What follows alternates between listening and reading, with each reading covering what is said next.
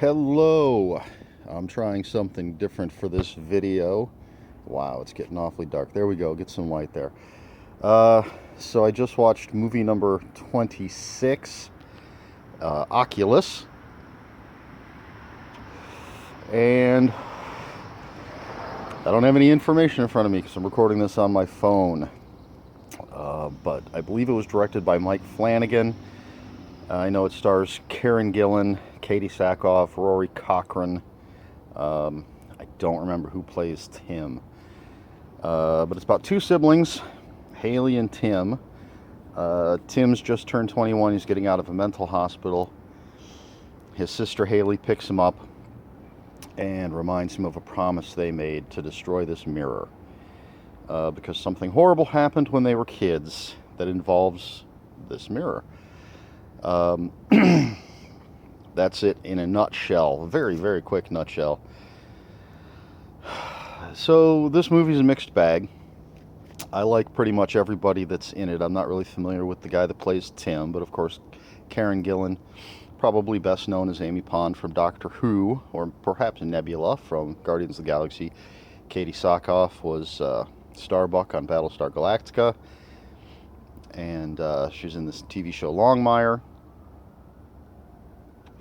Performances are fine. It's interesting to hear Karen Gillan speaking with an American accent. It's an interesting movie. Basically, it's about not a possessed mirror necessarily, but an evil mirror. It's never really clear. But this mirror has a long history, a centuries-long history of its owners, people around it, dying in horrific ways, causing atrocities, going crazy, doing all sorts of stuff. And we've got this back and forth between the present and the past, and they very much mirror each other. We see what Haley and Tim are doing present day as they prepare to destroy the mirror, which has a self-preservation technique, for lack of a better term. But while that's going on, it keeps flipping to the past, showing us what happened when they were kids. And there's a point in the film where the past and the present start to mix. Not literally, but we see like a younger version of Tim passing an older version of Haley in the house. So that was pretty interesting. The things that the mirror does to preserve itself are very interesting. There's some creepy images.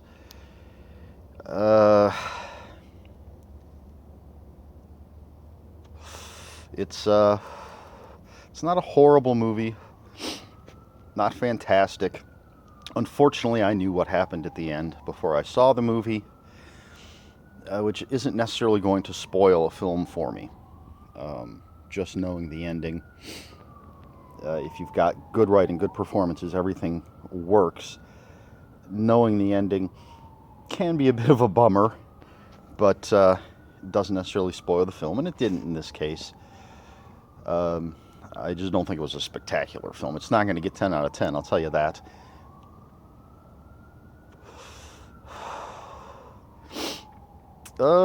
So that's Oculus.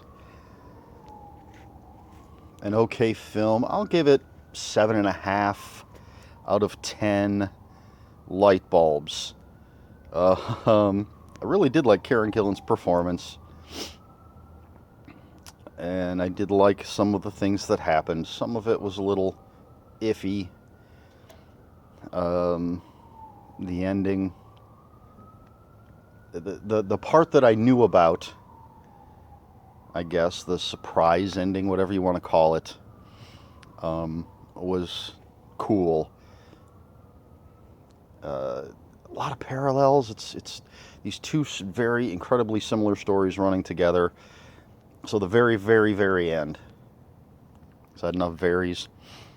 Once we've actually gotten past the the surprise, or the whatever you want to call it, is, it's just sort of there.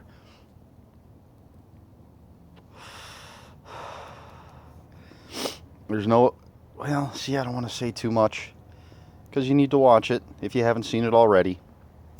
Well, you don't need to. You may. 7.5 out of 10 is not a horrible rating. So I watched it on Netflix. I guess that I can't walk around too much because I got to keep my lighting here. So there you have it. It's day 26 of October's Horror Movie Marathon Fest. I've actually screwed up a couple of days. I think I said the 23rd twice. And then when I said the 24th, it was actually the 25th. Can't keep my days straight. Crazy work hours, but I know today is the 26th. I got this one in just under the wire. So that's it. Really kind of rambling as I stand out in the cold. But I just wanted to do something a little different this time. So I figured I'd record it on my phone. So that's it, and I'll see you tomorrow.